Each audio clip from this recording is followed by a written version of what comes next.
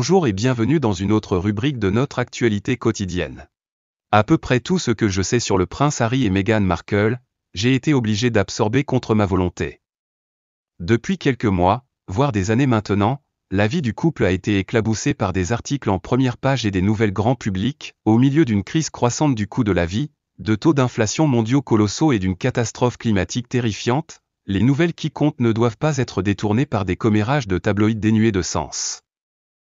Que ce soit sur les sites web d'actualité, sur les flux Instagram ou Twitter, sur les listes du top 10 de Netflix ou Spotify, et maintenant même sur les étagères des librairies au mon refuge habituel où il n'y a pas eu d'échappatoire à Harry, Meghan et d'autres membres de la famille royale britannique, ou ex-royale, la récente publication des mémoires de Harry, Spar, a conduit à une couverture médiatique encore plus frénétique du linge sale de la famille que d'habitude.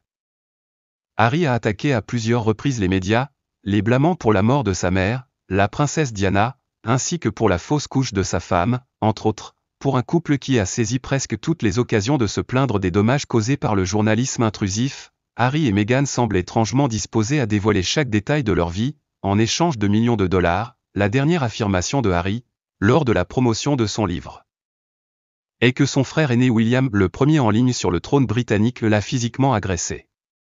Je suppose qu'il avait besoin d'équilibrer les sujets scandaleux qui se sont retrouvés dans le documentaire Netflix pour lequel lui et Meghan auraient été payés 100 millions de dollars, ce qui en fait une série de podcasts Spotify d'une valeur apparemment de 18 millions de dollars et ce qui est arrivé au livre.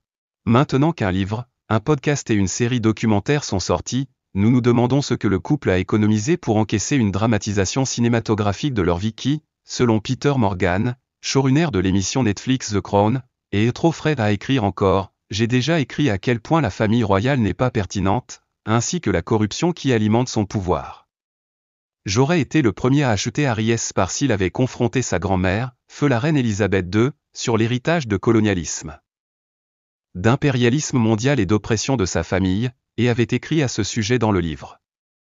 Mais alimenté de force des informations comme la façon dont le fils de Harry, Archie, ne s'est pas vu offrir une protection financée par les contribuables par la famille royale est ridicule et ne suscite pas ma sympathie, au lieu d'essayer de créer une histoire de pitié pour le couple profondément riche qui vit maintenant en Californie, les médias devraient souligner comment Harry, dans son livre, a décrit presque avec fierté qu'il a tué 25 personnes en Afghanistan pendant son séjour là-bas avec l'armée. La déshumanisation de la vie des Afghans et d'autres personnes dans les pays du Sud vient naturellement à l'élite britannique.